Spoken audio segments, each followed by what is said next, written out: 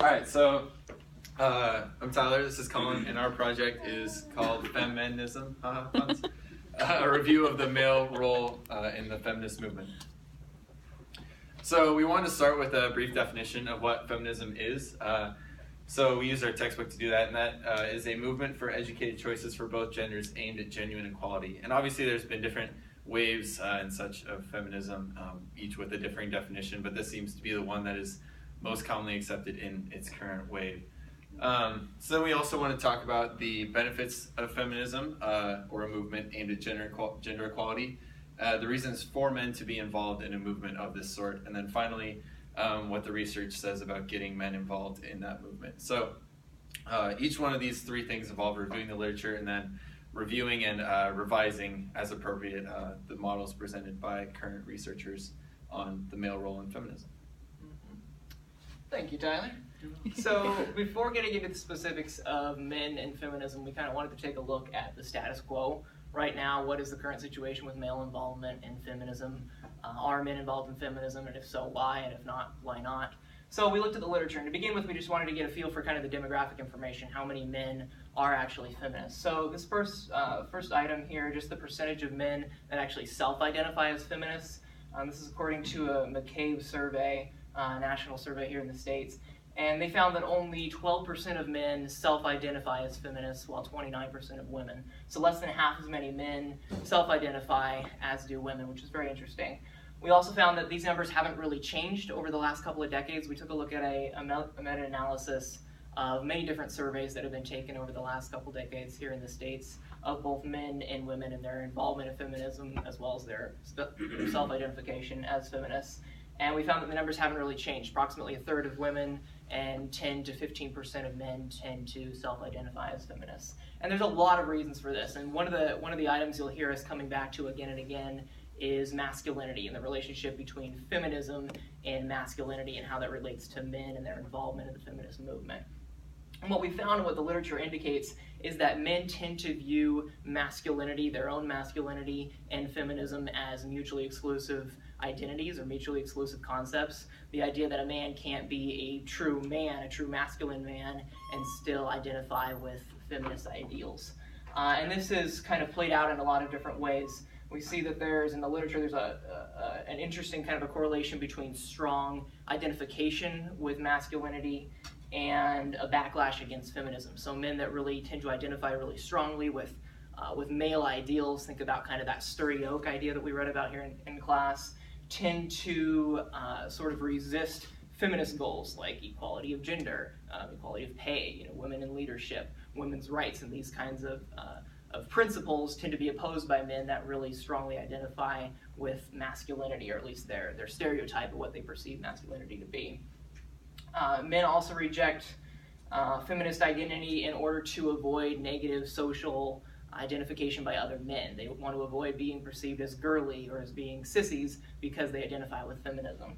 And you can see in this table here at the bottom, I know it's a little bit hard to read probably for you, those of you in the back, but this is from another survey. This is Huddy, Neely, and LaFay. And you can see here in this is women's rights and a survey about support for women's rights. You can see that in the very important, those who identified women's rights as very important, 15% of women and only 6% of men.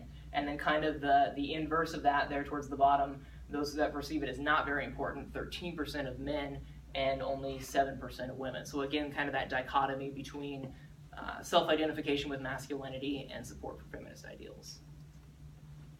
However, interestingly, even though so few men actually support the feminist movement and support feminist ideals, there are a lot of benefits both to men and to women from the feminist movement. And this is kind of a concept of the third wave of feminism that we're in now, that feminism is not just a movement for women themselves. And this is reflected again and again in the literature, that feminism is more a movement that supports human rights and general equality among people. And that plays out both in issues that relate to men and to women. One interesting study, this is Rudman and Phelan, it relates to relationship quality. And they did a bunch of surveys with various couples, this is heterosexual couples, and they found that in couples where just one of the individuals, whether it be the man or the woman, identified as a feminist, they tend, both individuals in the relationship tended to present with better relationship quality. So if you have a man who's a feminist and a woman who's not, better relationship quality. If you have a woman who's a feminist and a man who's not, better relationship quality. And especially if both individuals in the relationship identify as feminists, you have extremely good relationship quality. And there's a lot of potential reasons for this. Most likely, if men identify with feminist ideals, they respect their partner, and that correlates with good relationship quality. If women self-identify as feminists, they respect themselves, and that correlates with good relationship quality. So again, a benefit both for men and for women. But even more significant issues than this. Another really important aspect of the feminist movement internationally is supports for women's rights issues and human rights issues. So reductions in polygamy, forced marriage, female genital mutilation, all of these are issues that the feminist movement has really taken on head on, as well as specific populations like the poor, the underprivileged, those that are low socioeconomic status, and as well as support for environmental issues. That's another kind of an area that the feminist movement has really been progressive in, is support for environmental legislation. So again, lots of benefits both for men and for women. Specifically with men, and this is again relating back to the issue of masculinity, we really wanted to focus on masculinity because again, this is FeMENism, and we know that masculinity is obviously a significant part of the male self-identity, but it also can be a stumbling block when it comes to identification and support for feminist ideals. And there's a lot of different reasons why support for feminism in the literature can really be good for men when it comes to masculinity. And one of those areas is just less violence and dominance within the masculine ideal. If men identify with feminism and with feminist goals, they tend to be less violent. They tend to be less dominant in their relationships because, again, they're promoting equality in their beliefs rather than dominance.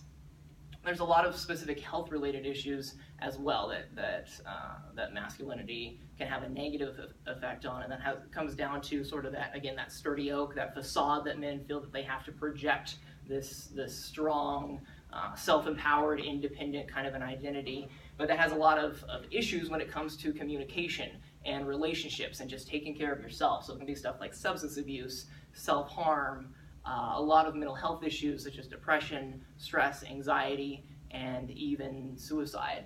And identification with feminist goals and feminist ideals tends to correlate with less impactful issues related to masculinity. So less self-harm, less substance abuse, because again, you can turn to other avenues like emotional support or social support, relational support, rather than harming yourself or getting involved in some of these substance abuse behaviors. Also, masculinity or demasculinizing, that's how a lot of men would probably perceive it, but adjusting kind of that stereotype of masculinity and identifying with feminist ideals encourages men to do away with the stereotype or kind of the bias in relation to seeking professional help. And this is both physical or physiological, like medical assistance, as well as mental health. There's a lot of stigmas that men tend to have against specifically mental health professionals, but identification with that feminist kind of movement, feminist ideal, tends to do away with a lot of those stigmas so that men feel like they have the opportunity to share their actual feelings and their actual emotions and seek professional help if necessary. We like this graphic down here at the bottom, and I'll kind of interpret it for you because it's a little hard to tell exactly what it's communicating. But this is masculinity, and the font is the key thing here. This graphic is displaying the fact that masculinity tends to be very rigid and very sharp and very hard kind of in its angles and in its perception, rather than soft or smooth or forgiving, which is kind of some of the ideals that the feminist movement tends to bring into the masculine identity. So after we discovered through the literature review that there are benefits for men being involved in a gender equality movement, we wanted to see what the literature said about the methods for changing their involvement, because we also found that their involvement seems to be lesser than females at the current moment. So we all read the article, I'm Not a Feminist But, and I kind of use that as a framework because they provided a framework for it. And so they provided these four things. First, creating positive social evaluations of feminists. Then increasing beliefs in collective action, which is in brackets for a reason. We'll come back to that. Reducing neo-sexist perspectives. And finally, increasing exposure to feminist thought. So first, creating positive social evaluations of feminists. This one's kind of commonsensical in that there's social desirability, and if there's positive social evaluations about a particular movement, people are more likely to identify with it in order to gain those positive social evaluations for themselves. This was found to be particularly strong when the positive social evaluations are regarding male feminists when you're trying to change men's involvement. This, again, just makes sense. One study found that just arbitrarily creating positive male stereotypes within their study and exposing men to them, by the end of the study, increased the positive social evaluations of male feminists by men. So the next one, increasing beliefs in collective action. The reason it's in brackets is because, thank you, Colin. Illustration with brackets. It was great. It was great. It was great. Words.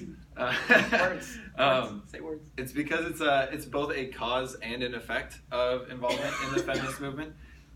So I wanted to kind of move it around and shift it in the model, but it's a cause of male involvement because even if they believe there is a need for gender equality, but they don't see a use for collective action, then they won't identify with the movement. So believing that collective action is a useful thing is necessary for getting men or anyone involved in any movement.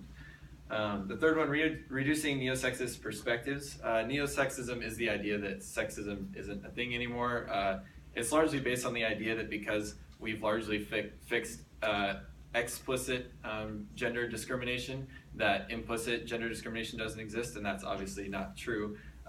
So reducing that would obviously have effects for men getting involved in feminism, because if they realize that gender discrimination does still exist, even though it may not exist as explicitly as it used to, they're more likely to see a need to take action against it.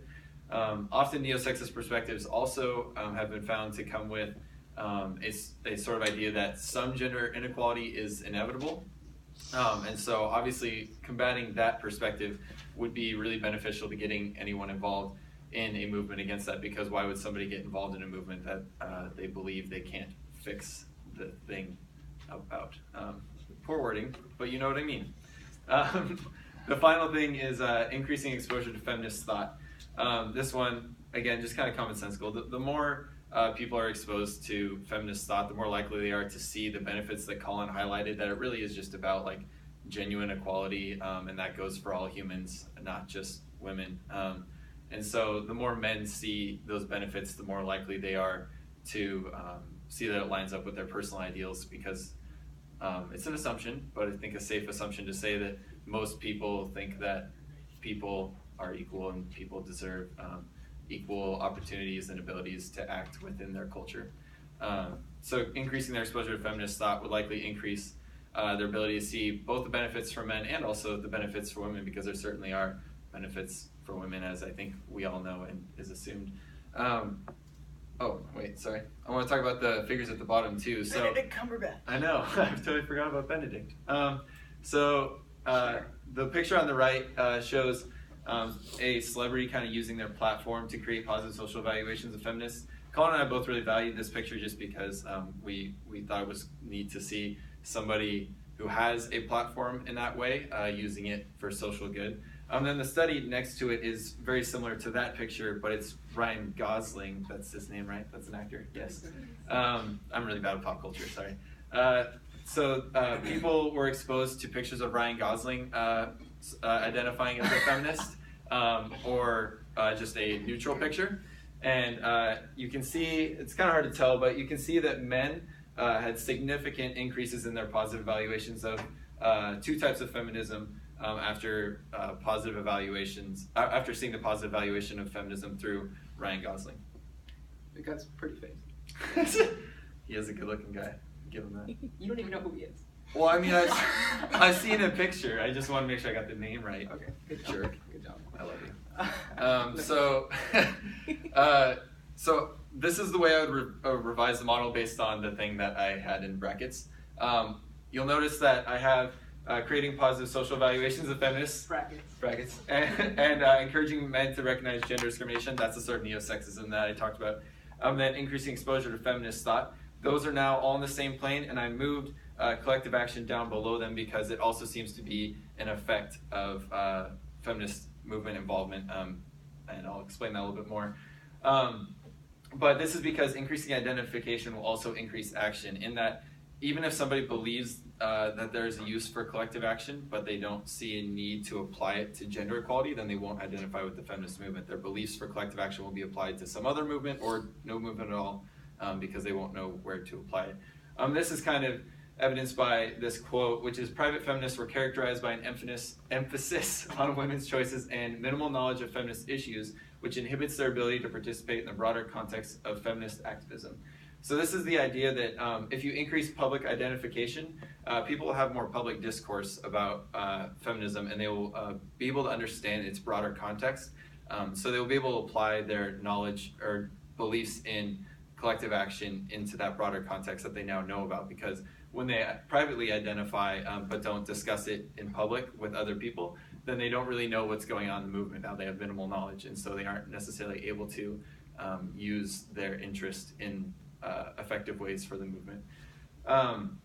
So first, it would be important to first create positive social evaluations of feminists, because if somebody does believe in collective action, but they don't see something as socially desirable, they won't want to collectively identify with that, putting it, again, as an effect, or I guess not an effect, but something that should come after creating positive social evaluations.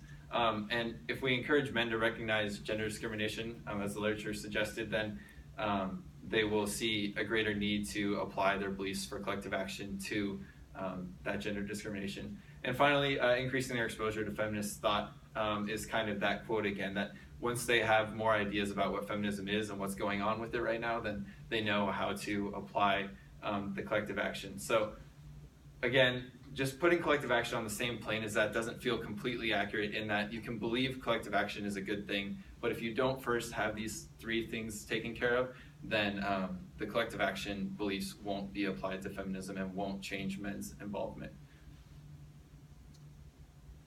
All right, so in conclusion, we've addressed a couple points today. First of all, we've looked at men's current involvement in feminism. We've seen that only 12% of men self-identify as feminists, so not very many, and that's due to a variety of reasons, primarily because of masculinity and that perceived incompatibility with masculinity and feminist ideals, and then also because men want to avoid the stigma, or the perceived stigma, of identifying as feminists the way other men will actually perceive them. Secondly, we looked at the benefits of feminism to both men and women, and really to humanity in general. And we've seen that feminism is not just a movement for women, but rather that it represents a lot of human rights causes, like environmental causes, as well as international social causes that benefit both men and women. We've also seen that specifically in regard to masculinity, identifying as a feminist within the literature actually has a lot of positive benefits for men that relate back to masculinity, specifically in regard to physical and emotional health. So although our project was a very literature review-based project, we do want to leave you with a brief application. Social science research always follows a basic and applied research cycle where you understand a concept and then you try to apply it within the real world, and then you go back and reframe your research. So just to get a taste of the beginning of that applied cycle, just enhancing men's involvement in the feminist movement would obviously enhance the movement's ability to actually create change, just because it's more people involved. So we would encourage you to consider the findings that we were able to review, and think about how you might be able to apply them to the feminist movement and your personal involvement in it, if you are, in order to better its abilities to create social change. Thank you, guys.